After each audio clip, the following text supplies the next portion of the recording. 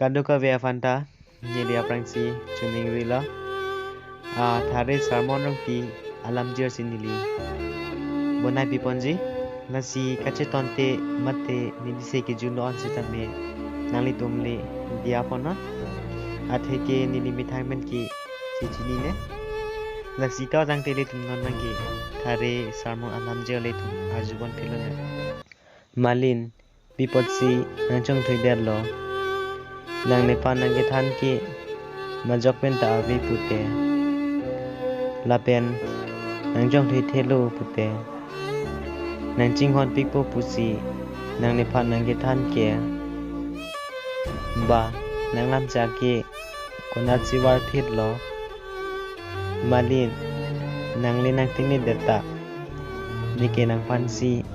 nang matha vel ji lapen ni chithe do tik ke nang pansi nang matha verji ka